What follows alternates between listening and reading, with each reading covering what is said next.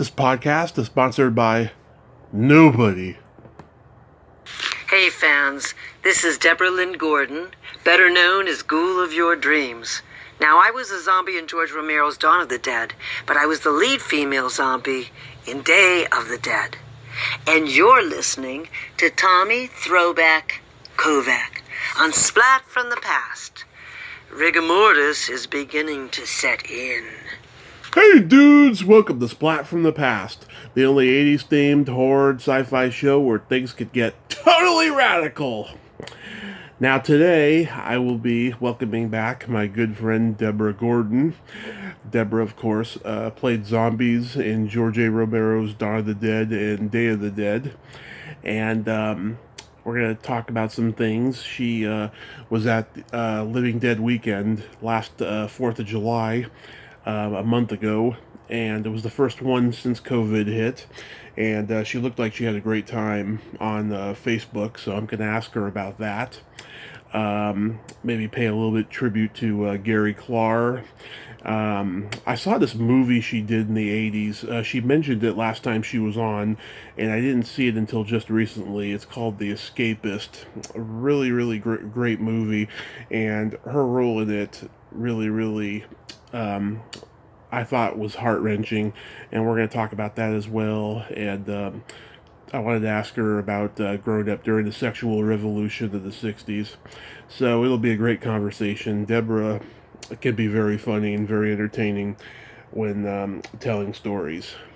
So yeah, here is my new interview with Debra Gordon. Hello? Hey Debra, welcome back. How are you? Okay. I just turned off some of the ambient sound. Was debating whether to go into my recording studio, but I don't know if it matters on the phone. Nah, it's okay. I'm on speakerphone right now. Should I just make it not a speaker? Yeah, I mean, you sound perfectly clear. Okay, good. All right. Are you wearing makeup? No, I did take a shower, though. Oh, that's good. I was showering. I thought, oh, that's great. I don't have to put on any makeup, but I put on a dress and jewelry, so at least I feel like I'm, a little bit more poised. Yeah. No makeup. How's everything over there now that the world is kind of open up now? Well, it was kind of, and then it wasn't. Yeah. I had to visit my two sons live in San Francisco, okay? Right. It just so happened. And I live in Pittsburgh. Right. And I also live in Florida for part of the year. So and with this whole COVID thing, we spent most of our time in Florida because we could get a vaccine down there, and it was much easier living down there during the winter. Right. And then we came back up here because I have work to do, and my husband and I sold our business, and we have to figure out our next step. But in the meantime, I hadn't visited the grandchild. I have one granddaughter. Yeah. I only have one grandchild. Yeah. And I love her, and I saw her when she was born, and then for like then 6 months, and then and now she's over 2. So I was really looking forward to going to California and spending a lot of time there.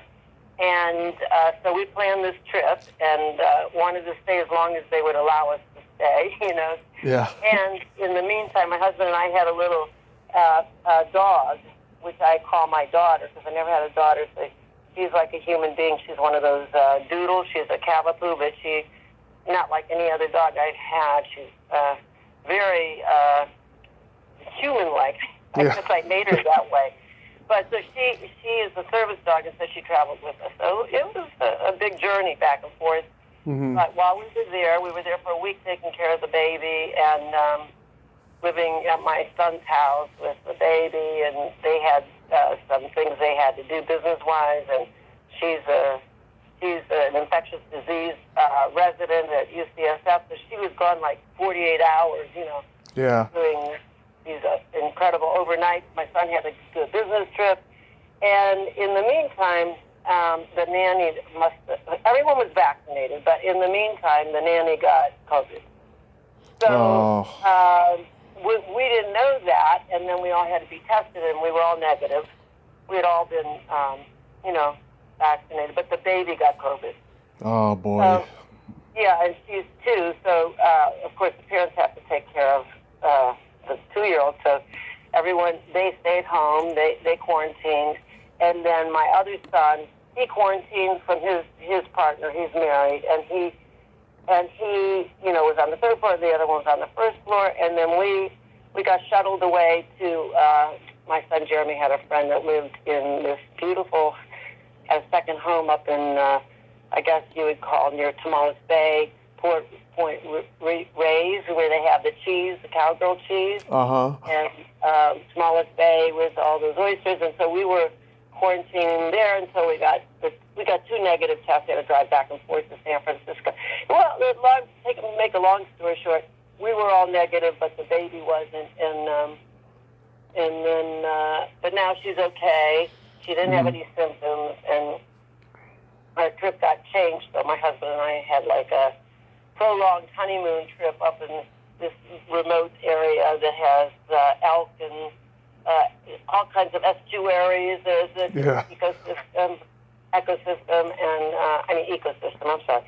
So it was lovely, but we've been married a long time. So I kept thinking, I have to talk about the sexual revolution. I said, I've been married so long, but we made it back to Pittsburgh, and here I am in my lovely house in Pittsburgh, and I have a recording studio there, so I'm trying to get back into that and,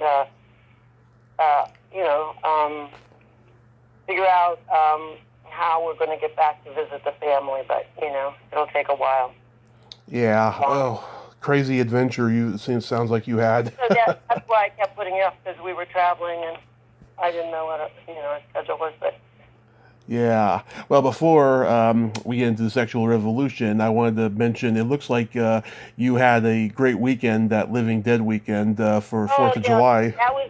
That was the first weekend I came back, and that was magnificent, because that was the first time that I really felt that the world was coming back, to not wear masks, and people were so happy to meet and have this event where they could, socialize, and it had been a couple years, and people came with their children and family, and people came from Connecticut and as far away as Germany. People drove from Texas, and they had all kinds of things for me to sign, and I met some new people that were actors that were there to promote their new movie that they're making, I guess. It's a remake of The Night of the Living Dead. I met Tony Daniels, who's an incredible voice talent, and it just felt like, people were collaborating, and I ran into people that I hadn't seen for years, like Greg Nicotera in the bathroom. He was the one that did my makeup for Day of the Dead, and of course he's, went on to greater fame with The Walking Dead, and he is like a god now in terms of producing and directing, and the evolution of the whole zombie type genre. Right. And he's still just the same, and he reminded me that I told him that he should pursue his passion rather than become a doctor. I said, when I met him, he was just starting out as an intern. And I saw John Harrison, who was our producer-director, and he went on to, produce and direct a lot of movies like Dune, and, you can go on. And so, and wife Leslie, and people move to, they were in California for a while, now they're in Vermont, and maybe not even in the business anymore, but most people have morphed into writing and producing, and he was a musician. He was, people don't know that I met him when he played bass for Roy Buchanan. Oh. That was, and he was a musician, he was like a, kind of like one of those guys with fringe on his jacket and boots, and I met him I had just moved to Pittsburgh, and I got a teaching job at Fox Chapel High School. I was the drama director there for 10 years. I did all the musicals and plays, and I met Roy through another friend, and I met John Harrison, and I said, "Oh, could you come to my classes and do a presentation?" You know, the kids would love that so much, and of course he did, and it was almost like a scandal. Everybody, but then in the '70s, never saw anybody like that come into Fox Chapel High School, which is kind of a conservative place. Yeah, I talked to Ralph Linger and Trudy Gray, and they told me they had a great time too. And Jim Crut, he came on here to promote his appearance, but then he ended up not showing up. Yeah, I didn't see him, but I remember him, and he's a nice man, and I've seen him in many different conventions. Of course, you know, I'm always situated. They always put Mark Tierno and myself side by side. So Yeah. We've known each other. He's Beef Treats, and He's a great guy. Yeah. Lori Cardell, you know, of course, she has her fans. They wait outside, you know, to come in because there's not enough room. And Tasso and I did a morning talk show about memories of making these films, and we both had a lot of things to add to the conversation. And you keep thinking, well, how could I keep talking about this? There can't be anything more to talk about, you know? Yeah. And then, you know, there is, you know, we remind each other. Do you remember this or do you remember that? Oh, yeah, you know, and it was a certain camaraderie, but that was the time period. I guess we're talking about late 70s, early 80s, because I go back a little further with some of those people because I did this movie called Effect, which I met many of the people that went on to work with George. And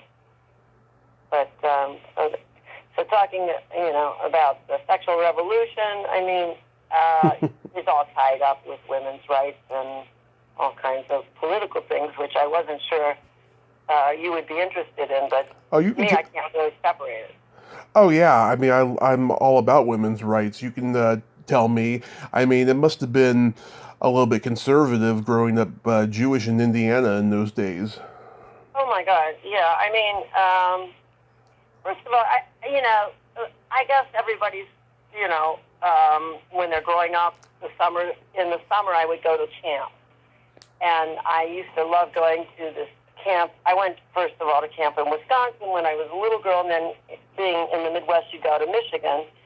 And I'm not going to mention I went to 2 different camps, but I went to Interlochen National Music Camp, which isn't really, that's like a school. You know, I loved that because I was into the theater and dance. I danced and danced and danced, and I used to go on the train to dance. So I was kind of like protected, because when you're like in the artistic world, if you're even if you're an Olympian or you're a dancer, you're taking classes all the time. Your parents keep you busy.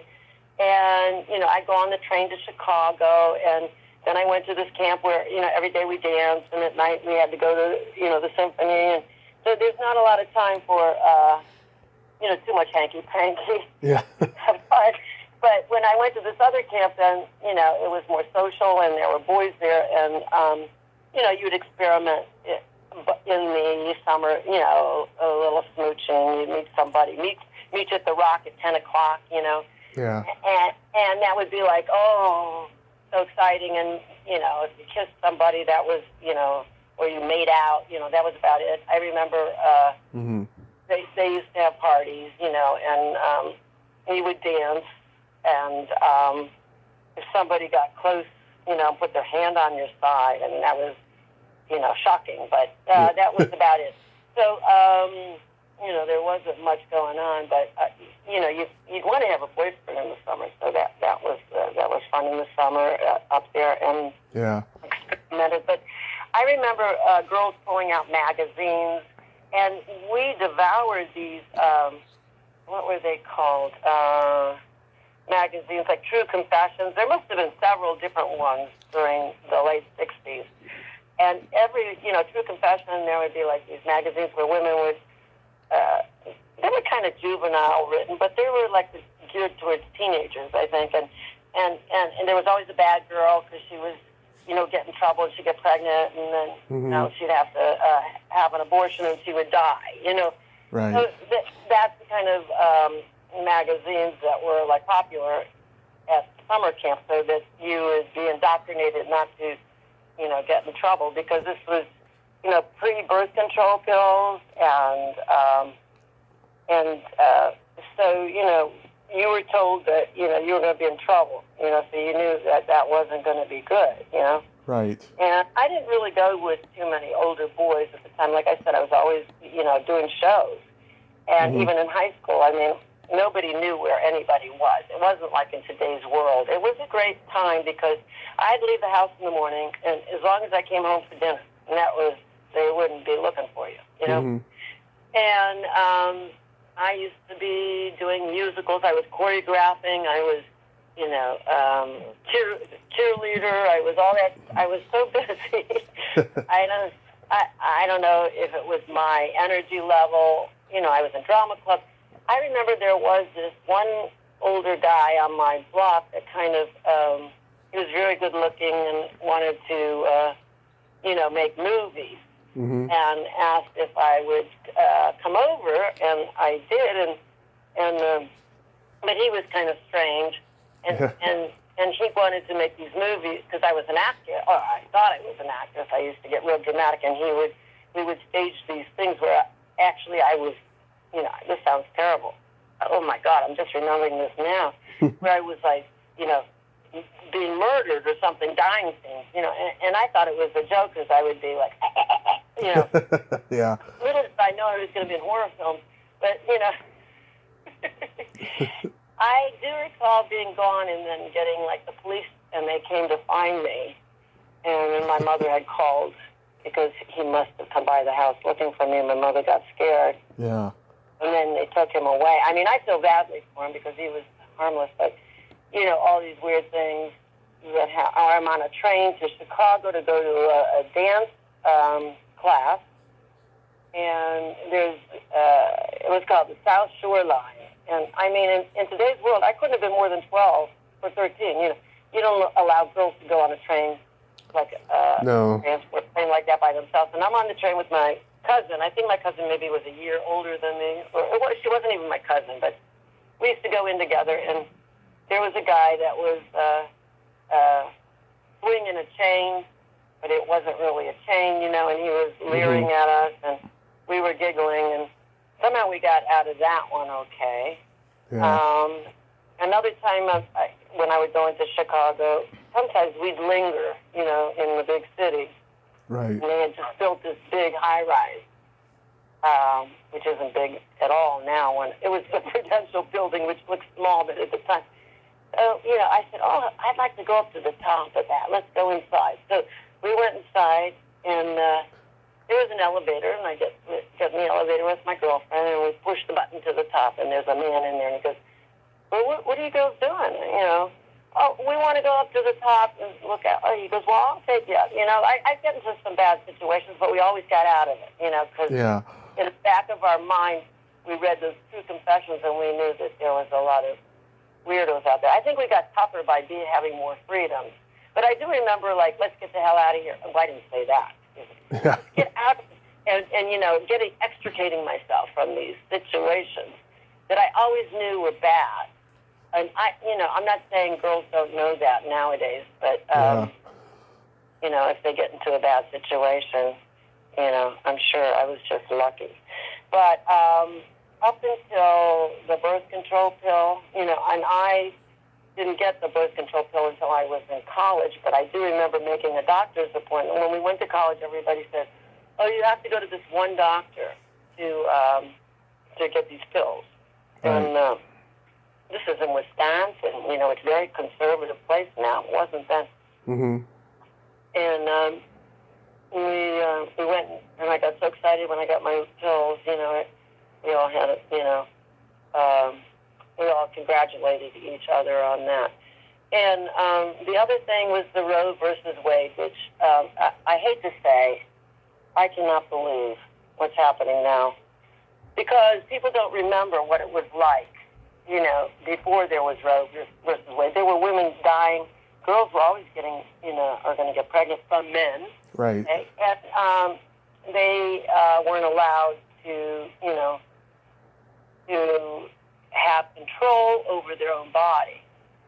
So, it was very important, but that wasn't until 1973 that we got Roe versus Wade. And now, I don't, there must be 48 states that have restrictions on, abortion rights. And it's getting worse with this conservative Supreme Court, has been stacked against us. And they're going to uphold these laws.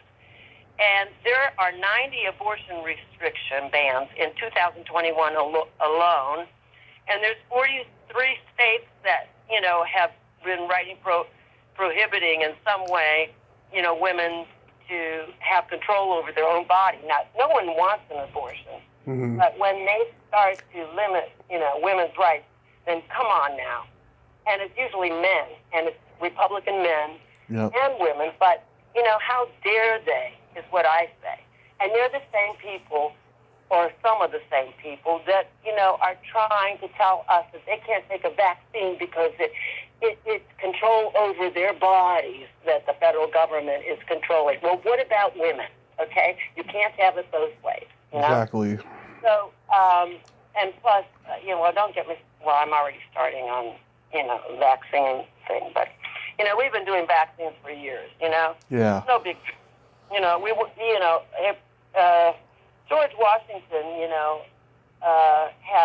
had everybody vaccinated against smallpox. That's eventually how he was able to win the war, And so, vaccines are not new.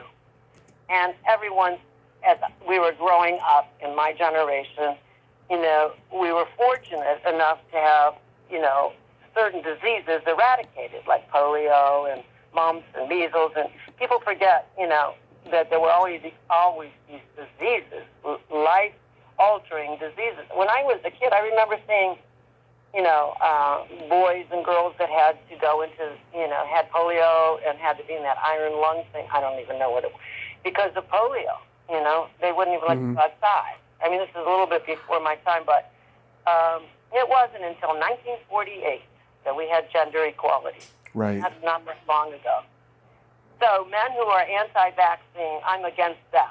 Yeah. Because if this would be against women's right to choose how to take care of their own bodies, then, shame on them, Right. And, of course, there are women, too. I mean, I don't care what your religious beliefs are about that, Yeah. And I'm sorry if anybody hates me and doesn't want me to sign, for them, that's fine. But, that's it. We have to keep abortion safe and legal, Right. And we have to protect women's liberties. And the same thing that has happened. Okay, so anyway, back to the sexual revolution. It was, we were taught, maybe because of the indoctrination, to not go to a man's, motel room. Mm-hmm. Not to put yourself in those situations. And, of course, sometimes we listen, sometimes things didn't turn out. I mean, I went to the University of Wisconsin, and things got pretty wild with the LSD and the Timothy Leary, the time period. This is the time period of, are you going to San Francisco? Yeah. To wear some flowers in your hair. Mamas and papas. Production of Hair that was outside of New York City, okay? So we were all like flower children, and so I think the sexual revolution, kind of blossomed during the early time period of LSD and mushrooms and stuff like that. So that preluded, and I mean, that was before the hard drugs came, were in my opinion. These were people that were like in college that were being exposed to hallucinogenics. And then that's when you had these like mass parties where there would be a lot, or you'd have these parties where the people were uninhibited, shall I say. And there were incidences of, people having orgies and stuff like that. Right. That I have seen from afar. Like, I might have been in a situation where, like, oh, what's happening in that room, and just kind of fixated on. But then I'd always extricate myself, somehow tumble myself out and get out of the house and hitchhike home. I sometimes just, pulled myself away from that. Not so much people in the theater, because they were always so busy.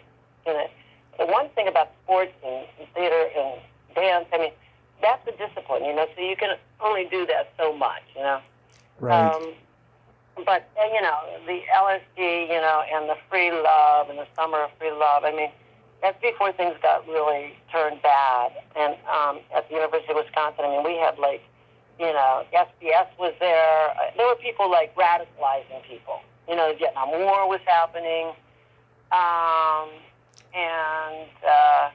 I was in a theater company, and there was this Polish director that came, and we were doing shows about the war. I guess you would call it guerrilla theater. Right. And what was this? Oh, Grotowski. There was Grotowski. It was like Polish director, and his disciples came, and we were doing like these plays about the napalm bomb. And I remember being the napalm bomb, like being the physical manifestation of it. And we would do these exercises that were where you would manifest war and stuff like that, and napalm bombs, Right. and what happens when the bomb, with the hydrogen bomb, and we would shake our bodies and then like collapse on the floor, So they were political, and we would stage these little things outside, and so I do recall that. And like I said, I was in the first production of Hair that was formed in outside of New York, and that was great. I met a boy named Frank Mills on September 20th in front of the Waverly, but unfortunately I lost his address. I can't remember. You have a beautiful voice, Deborah. How could you not remember? Well, it was so long ago. It was like, 50 years ago. So, of course, I did other shows in Wisconsin, too, like My Fair Lady and Time of Your Life, and through the university. And we did a Ken Kesey play called Sirens of Titan at the Broome Street Theater. It's kind of dancers representing. We had the choreography, it was abstract, and very interesting kind of thing. And probably a more dance and mime based. But with the advent of, the LSD and the mushrooms and everything, like I said, the sexual revolution and the orgy, it was kind of like a safe place. But then it got used to be that. Like, I remember this good-looking man was, a very good-looking man was, like, recruiting women to go to Vietnam. Right. And he was going to pay them. And all these girls were waiting in line to sign up with him. And I'm like, what is this about, Yeah. I mean, it was slavery is what it was. I mean, he was recruiting girls to go, didn't make sense to me. Selling them into, bondage, I guess. I don't know if he got anyone, but I wasn't up for that. Yeah. But at the same time, like I said, people were... Then the advent of a new love drug, which was very popular, and a lot of people did things that they wouldn't normally do under this, would be Quaaludes. Oh, yeah. They would take these Quaaludes, and then after that, I guess it was called ecstasy, but the Quaaludes, but that came a little bit later. I mean, I saw people that, I don't even want to say who they are, I mean, really straight people. Yeah. Are in the world now, like, passed out on the sidewalk, in these Quaaludes, or in having orgies, And when I say orgy, I mean like 2 or 3 people, I don't know. They have sex clubs that do that. But I mean, this was happening on college campuses, Yeah. So then they, either wake up and be straight the next day. But of course, marijuana, Mm-hmm. that was everyone, smoking pot. That was nothing. But then, after the Quaaludes came other drugs, Right. which I saw quite a bit in the theater would be like cocaine, Mm-hmm. And that was not good. That wasn't good for people's performances either. So those people that got in trouble, ended up not performing too much anymore. They ruined their careers. Yeah. But I remember being on a movie set where I had to lock my door, and they were pounding on my door to come on out, Mm-hmm. And you'd be in these houses where they give you a room, but you'd have to share a bathroom. And I'd try to go when it was quiet time, Yeah. So you have to protect yourself. So in today's world, women are crying, about, oh, he harassed me, or I'm not saying that they shouldn't be protected. I mean, in 2013, they made a gender equality law that sexual harassment of women in the workplace is illegal. Right. So times are different now. But the Me Too generation, we just had to protect ourselves, is what I'm saying. And everybody from the beginning of time knows that if you're an attractive woman, and you're working in a man's world, they're going to be, leering at you. So you just have to set your ground, and not get in those situations. And, it used to be like you'd at a party or something and someone could rub up against you or, suckle, have a couple drinks and pat you on the butt, Yeah. I got pat on the butt a lot, I didn't, call the police. Yeah. You know what I mean? Yeah. But, and things would happen in the green room and backstage. You're sharing, bathrooms. And I did theater outside. You'd have these quick changes. And you didn't want to go into a little dank bathroom and trudge through the mud to get to the bed. So you just changed backstage, Yeah. And we were just like boys and girls changing our clothes. And, if somebody wanted to be precocious, and they either laughed about it, they were like one of the guys. I know I'm sounding very flippant about it, but in today's world, these women would have castrated them. We would have castrated all those people. They are my friends, Yeah. But it was a different time period. So I think, you have to have, an idea of what you want to do and how you want to protect yourself and set limits.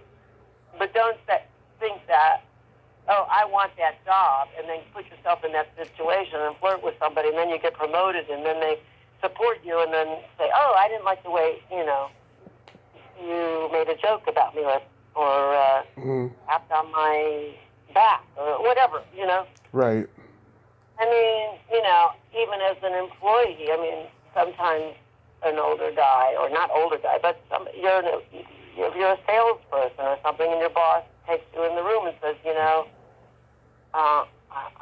please, is there anything that I can do to help you? You need to, dress a little bit better to work here.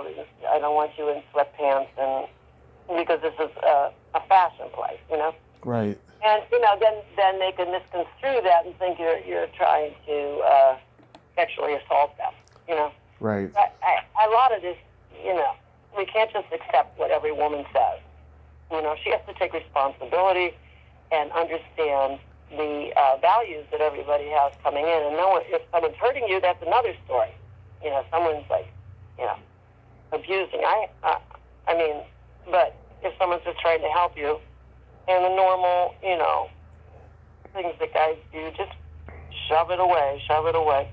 But the women since 1973 Mm-hmm. and that were raised, and I I don't have a daughter. I wish I have been raised in a different world. Yeah.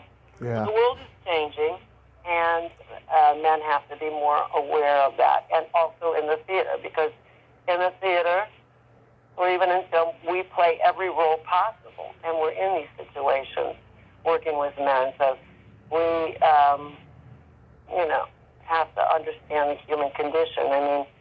And play our role, and then make sure that you conduct yourself in such a way that you're not inviting, kind of harassment. And if you dress sexy, my mother never let me go out of the house the way most girls go out of the house now. Yeah. She said, "What are you wearing?" I said, "You can't go out like that." "Well, why not?" "Well, you know why." And so, we knew why. So, things are changing, and we just hope that globally, women's rights are protected, that there's gender equality. And the other thing I wanted to talk about is the other vaccine that I think, is the HIV. Mm-hmm. That was a little bit later. I think the HIV vaccine was in the 80s. In the 80s? I think so. Yeah, because my kids didn't have an opportunity to take it. Although I think one son was under 25, he took it. But the HIV, vaccine is great. So everyone should have it because it protects them against cancer, cervical cancer, anal cancer, dysplasia, right, herpes, and that all that stuff happened during my time. We didn't have the HPV virus, so a lot of the people my age, of course we weren't candidates for it because we were too old, have gotten, so many people I know have gotten dysplasia or HPV cancers like cervical cancer, oral cancer, anal cancer, and it was caused by the HPV virus. Not immediately, but we have it in our body. So, some people get an outbreak of herpes. Right. Some people never do. Some people get, some women go and don't have a good test at the gynecologist where they do the pap smear. Right. You have dysplasia. All that stuff is caused by the HPV virus. Not many people know this, but I had anal cancer, which is a very embarrassing thing to say. Mm-hmm. And I was shocked because it's caused by the HPV virus. And I go online, and it's usually gay men, anal sex. But here I was, over 55, and women get it too. Mm-hmm. So it's not caused by that. It's caused by the HPV virus. Right. So, there's too much focus on, I'm not going to take this vaccine, Yeah. And I believe in science, what is their choice? Be in the dark ages? Yeah. So, we're going to be living in a world that is not perfect, and we've always had cancers, and we've always had the Black Plague, the bubonic plague. These things are coming back. Mm-hmm. They're not new. Climate change is kind of new. But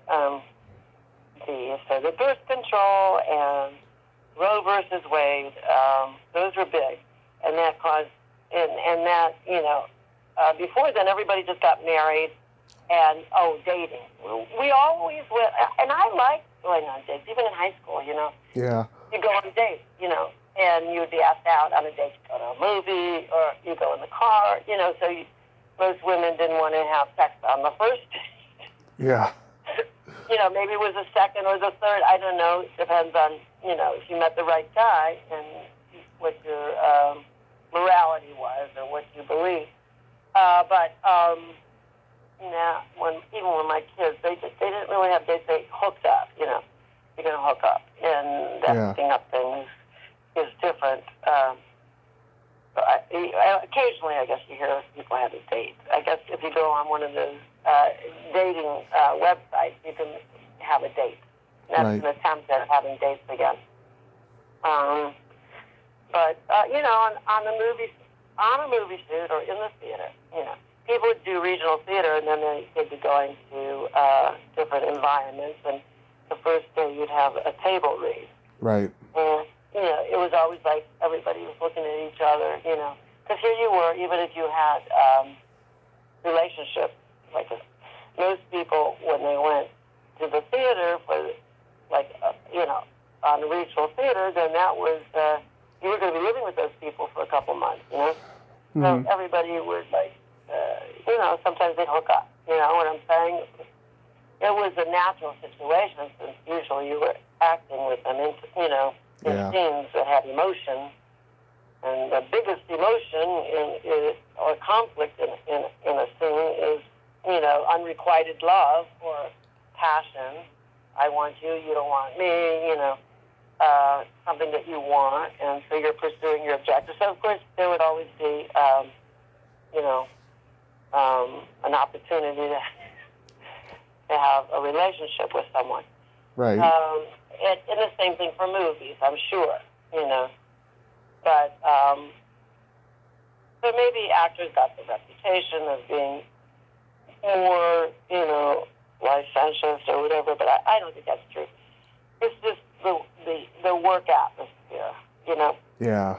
But, and a lot of my friends were, you know, the men I played opposite were gay. Mm-hmm.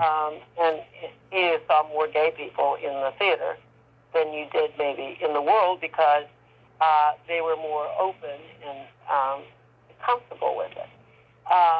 In today's world, I mean, my son is married and he's gay, but he didn't come out until after college, you know. And he played baseball, and he was a real jock, and he had some girlfriends in high school, so you know, he wasn't. Some people, you know, are gay. I'm bisexual. You just know they're going to be, but majority, you know, you don't know.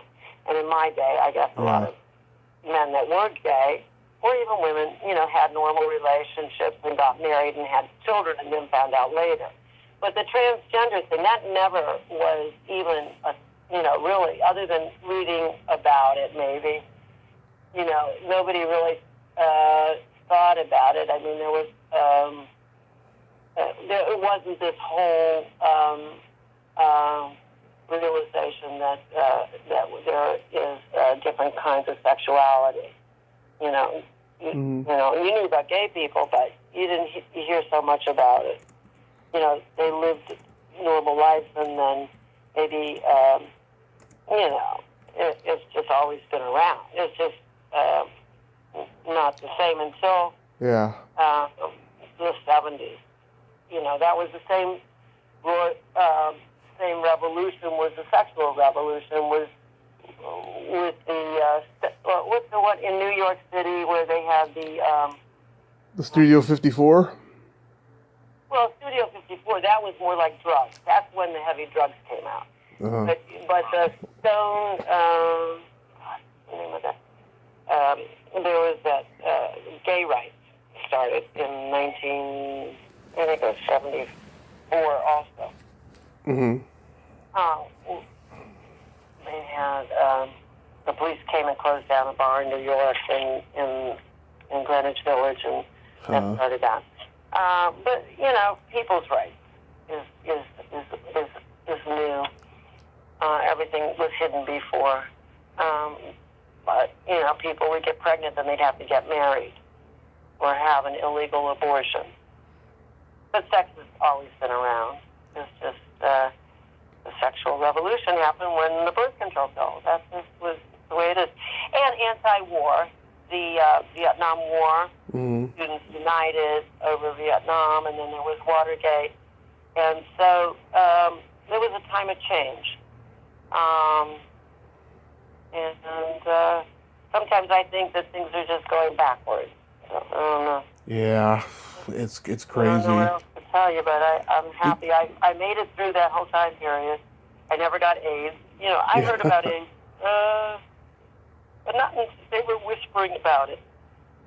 I guess in the late 70s. Yeah. So it was really like, 1980. I went to San Francisco, and nobody really talked about it. 1978, 79. So it was like in the 80s, and then I started having some theater friends that died from this disease, and unfortunately, Yeah. Did you know? Did you know what the G spot was back then? I heard about it, but I was already married by then, so I said, I'm looking for it. I think I found it. I think we didn't really know. I mean,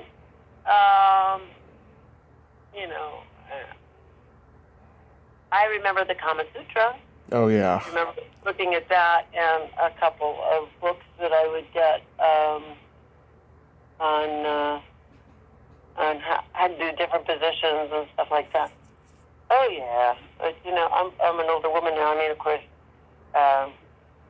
everybody goes through that experimental stage, hopefully, and when your hormones are raging, it's ecstatic. It's more important, of course, than anything. And even during that LSD period, I mean, people were experimenting a lot, but I don't think too many people were that great during that time period. But with all those drugs, they would have been better off. Oh, okay. And then you had the sexual enhancement pills like Viagra, Right. and stuff like that. That came later. Right. My generation, when I was in my 20s, nobody did that stuff. That wasn't until the late 80s. Something like that. Yeah. So we didn't have the benefit of those things. You were either good at it or you weren't. Some people were better than others, but then you found out it didn't really have much to do with a mature relationship. Yeah. Guess what? It didn't seem to last too long, did it? And then you were looking for the next one or the new one. Yeah. Look at Mr. Goodbar with Diane Keaton. I think that was pretty much my time period. With Richard Gere and Diane Keaton, and she was always going out to a bar to meet a new guy. Yeah. And then she meets, and then she gets killed. I think it's Richard Gere, wasn't he? Yeah, he was a pretty cute guy, Mm-hmm. But that was she got, But that's Looking for Mr. Goodbar. That was an important film, I think. It was, absolutely. Guess what movie of yours I saw recently? Oh, no. Which one? The Escapist. Oh, my God. Where'd you find that? I saw it on YouTube. It's on YouTube? Yeah. Because I tried to get a copy of it, and I went through my contacts and found the guy that was the producer, and he sent me a copy, but he only had one, and he had changed the name of it. Mm-hmm. There was Modern Day Houdini, and then it became The Escapist. Was it good? Yes, as a matter of fact, your performance actually touched me. I thought it was pretty good, if I can't remember it. And they keep asking for demo clips, and I go you don't understand, honey. I did all these films, and I can't use them now as my demos because they have to be recent, Yeah. So, but for a while I was using, I had to get a 3/4-inch copy. So it's on YouTube. Yeah. I have one copy of it. And I had gone to one of those conventions. I had an extra copy, and this man said, "Oh, let me have a copy of it." He paid me for it, and he says, "I'm going to make more copies for you and send them back." And he took it, and I never got it back. And he never gave me the copy. So that's why you can't sell your only copy. You know what I mean? Yeah. I mean... Because that wasn't good. I mean, yeah, and I mean, you played this, street smart photographer who may be a lesbian. You had kind of a lesbian. Yeah, a lesbian crush on Cynthia Johns. Yeah, it really touched me. There's that scene where you're taking her pictures, and it's pretty evident that you have a crush on her. And then in the next scene, you tell her that she's too good for him, and it brought a tear to my eye. It really did. I I do remember that scene. It was in an art studio. And, it was pretty GP. I mean, by today's standards, but emotionally, it was all out front. It wasn't like we did, Mm-hmm. And, there's a suggestion of me being a lesbian. Well, definitely was in my subtext there. Yes, definitely. And I was a photographer. I did know how to use the camera, so I was able to do that in the days when we had real cameras instead of digital. Right. And that was done in Indianapolis, and by a man named Eddie Beverly. Yeah, Eddie Beverly. Yeah. And the guy that produced the movie was an escape. Also was owned radio stations and TV stations, and Bill Shirk. And he did it really was his film to show the world what he could do as an escape artist. That's what he liked to do. So those were real bits that he did. And there were wrestlers in there, studio wrestlers. Yeah. What was his name? Yeah, see, I was supposed to do 3 films, but I don't know what happened. Oh, I got pregnant. At the movie premiere, I remember coming to Indianapolis for the movie premiere. Mm-hmm. I was pregnant with my first child. But the funny thing is, that was the first time I had 2 movie premieres the same night. Mm-hmm. Which I went to the Escapist. It was called Modern Day Houdini. But at the same time, it was the movie premiere for, I guess, the movie premiere for Flashdance, I think. That was 1980. 83. Yeah, that's right.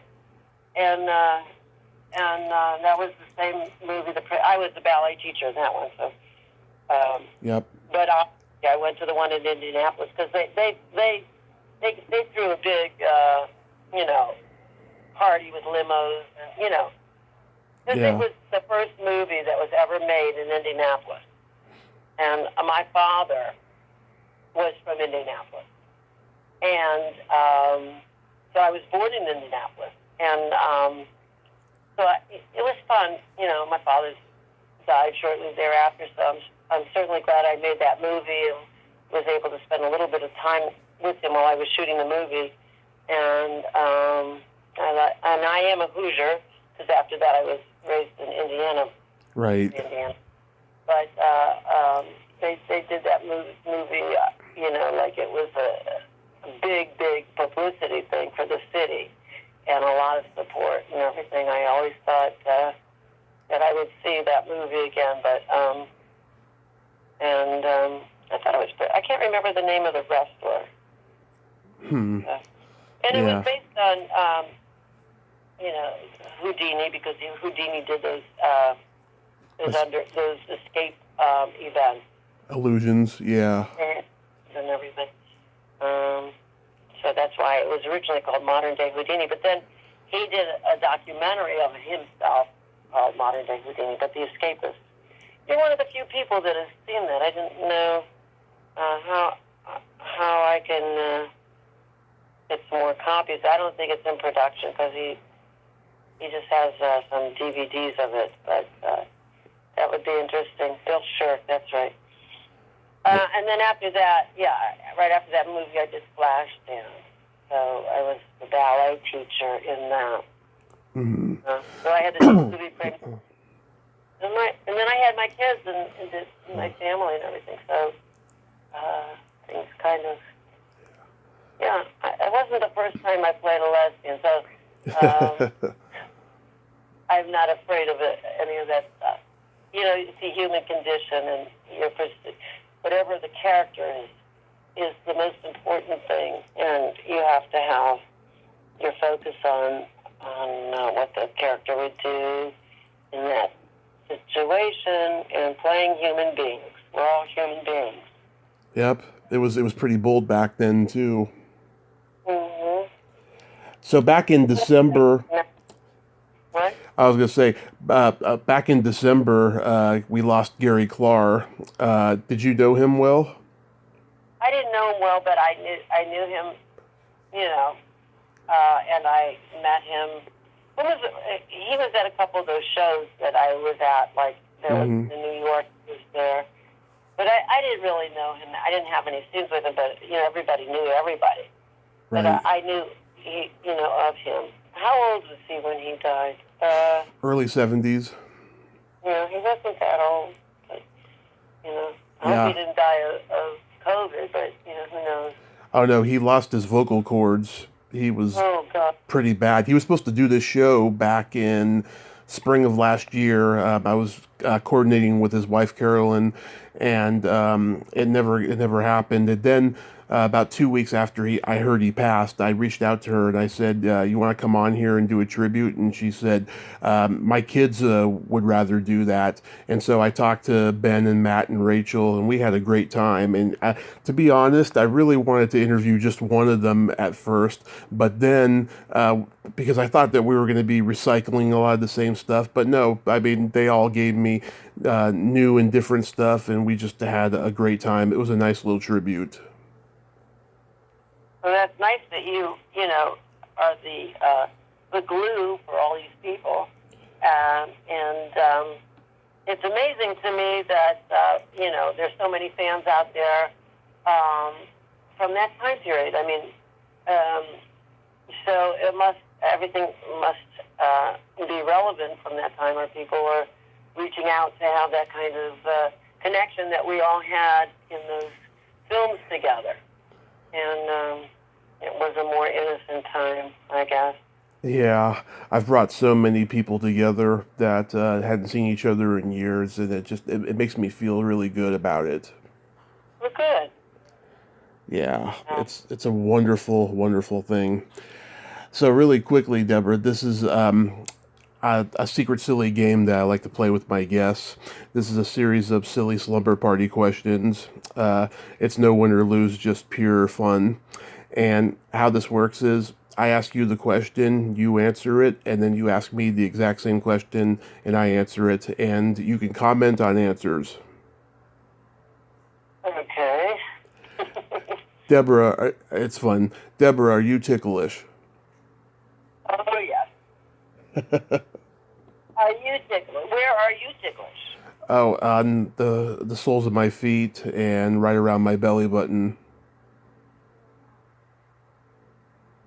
Okay. I used to be more ticklish than I am now, and I don't know if it's mind over matter or I'm less sensitive, but I used to be so ticklish that I couldn't even have a pedicure, Oh, yeah.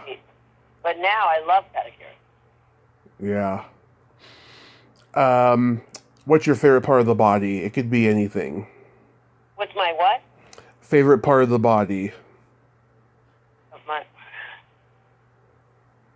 Body part.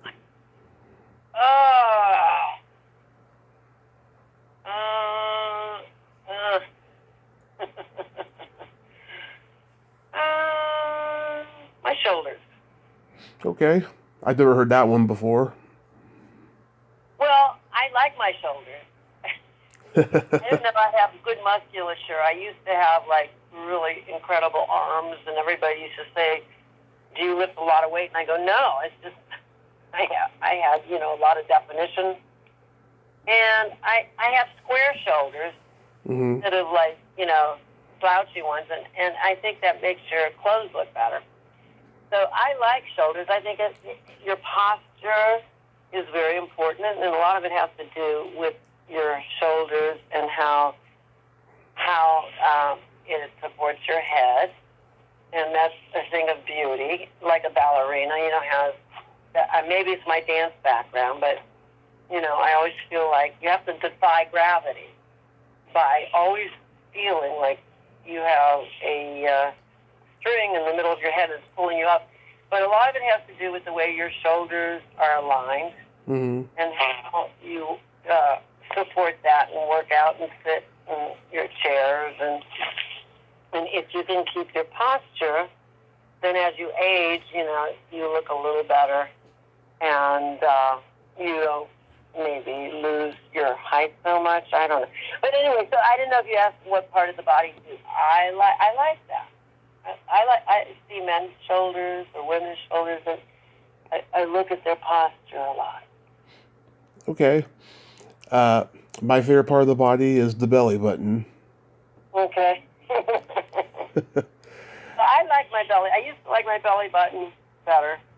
Mm-hmm. You know, before I had kids, I thought I had a great belly button. And then it just started to change after 2 kids. It's still okay. It's an innie. Is yours an innie or an outie? Mine is an innie. It's very deep. Oh, that's good. Yeah. Yeah, mine's an innie, but, you know, it used to be more innie. But you have to keep it clean. Gotta keep it clean, always. Yes. What color are your toenails painted? Well, I used to always wear, I'm not really a waitress, it's an OPI. And then I went I didn't have my polish with me, and the woman said, oh, I have some new ones. And I looked at this new one that looked a little bit like the color I always use, but had a little bit more pink, and it looked a little bit more summery, looked a little better with the suntan. Mm-hmm. And it's called I'm Really an Actress. Or is it I'm Not Really an Actress? Anyway, I lost that bottle because it exploded in my purse. So instead of saying I'm not really a waitress, it says I'm really an actress. There is an OPI that's called I'm Really an Actress. And it's beautiful, and that's my new favorite color. It was a new color about a year ago. So if anybody out there is interested, it was there was a series of film noir type labels, but this one was I'm Really an Actress. The other favorite is I'm Not Really a Waitress. So I thought that was appropriate, and it had a little bit more pizzazz in it than I'm Not Really a Waitress. It had a little sparkle in it. That's what I'm wearing. Nice. That's my toenails, and I'm ready for a pedicure. Yeah, I just didn't. Ready for a new one. I do that about once a month, and I think that makes you feel a lot better. Mm-hmm. And it's not that expensive. It's not like you're spending thousands of dollars to have Botox or implants in your face, but it sure makes you feel pretty as a woman. Mm-hmm. I think it's therapeutic even for men. And oh yeah, a lot of men having pedicures. Oh yeah, mine are pink right now. Oh good. Yeah. But I think everybody, as you get older, your feet really need some attention. Absolutely. What would you say is your best personality trait?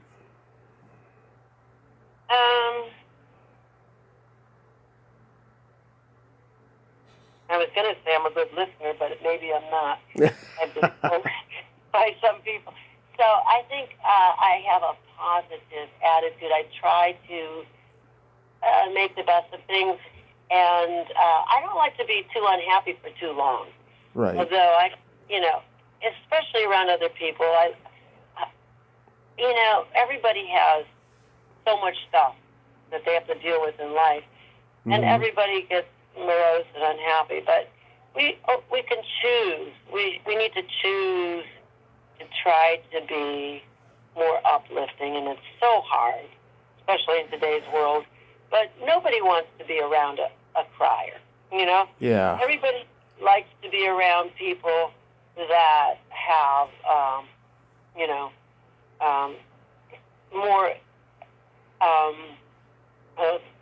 a smile on their face and energy. I like to have walk into a space and have some energy when I walk in, and I think people gravitate towards people that have that kind of energy, and I think people have told me that. They go, I really like when you came into the door how the room kind of was more uplifting, that you brought in a certain energy into the room or the space or the evening. Mm-hmm. I don't go out very much anymore, but I try to, but I just I'd like to have a smile on my face. when I can. I don't want to walk around with a frown. Plus, Yeah. if you look better when you smile, and if you're frowning, your face will end up in that way, and then you'll look really old because you're going to get jowls, you know. Yeah. For me, it's my empathy and the fact that I have no filter. Okay. Yeah, I have a nice little counterbalance there. I used to have the people would always say, "You always just say anything, you know.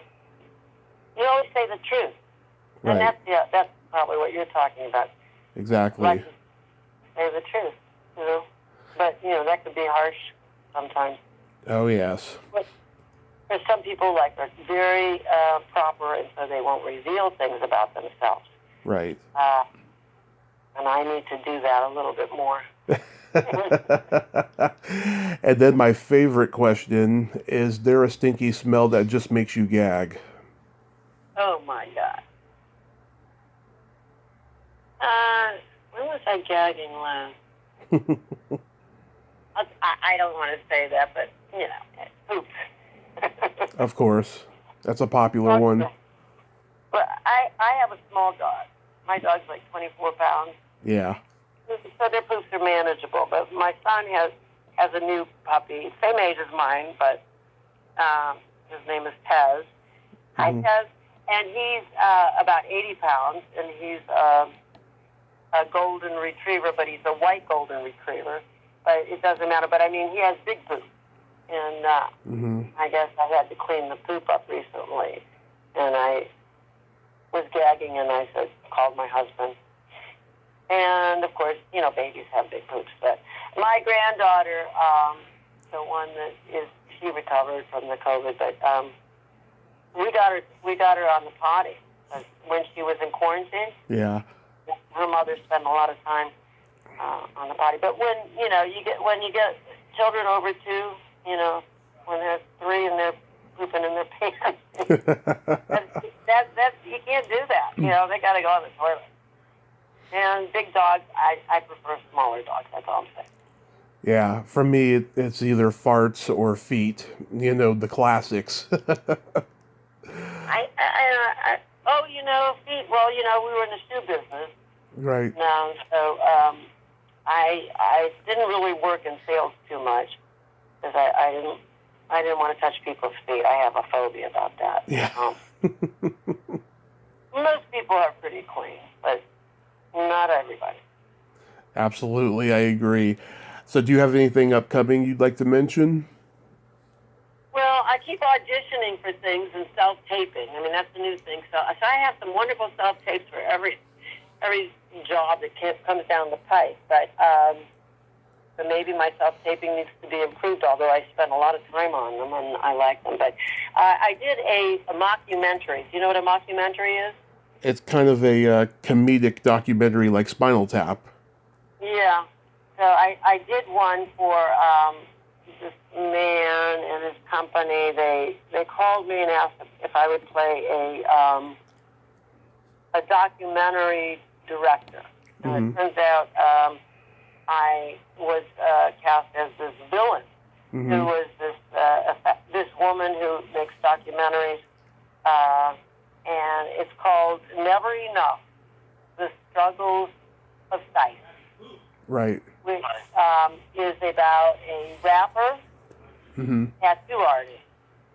And it's a work in progress, and it's going to be on YouTube right now, but they're trying to get to sell this thing and have different series, So it'll be like more like a reality show with some parts of it that are like scripted. So right. I guess it's because it follows the rapper and this tattoo artist around in their life. But then, I play a director that's, I actually have a name. I think her name is Catherine Emerald. And I play this, it's kind of funny. It's a funny character. But it's a pilot, and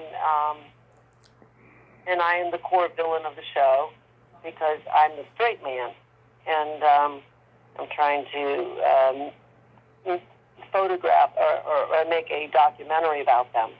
Mm-hmm. out there in real life. And so that's the one project, and then I have a reading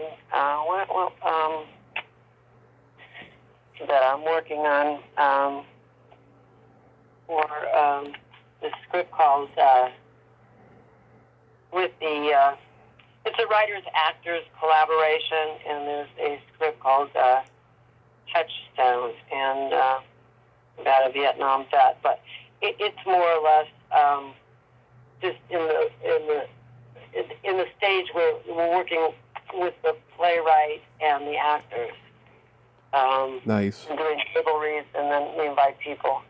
So hopefully, that's what people are doing now, during their off times. Still working on sending, voiceover work and submitting for different jobs on different websites. Right. And I had done an audiobook called Daily Doses of Wisdom, and each one is a different day, has meditation and yoga things in it, so it's very much inspirational and healing.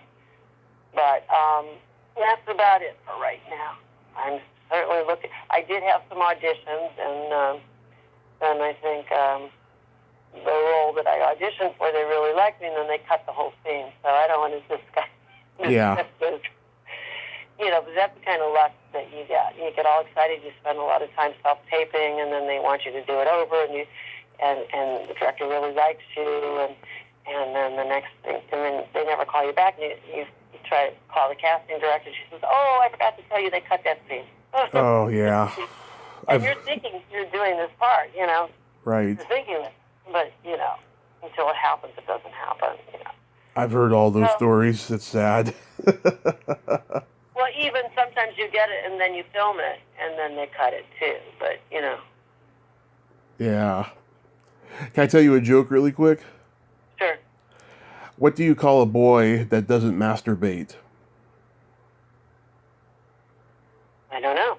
A liar. Yeah.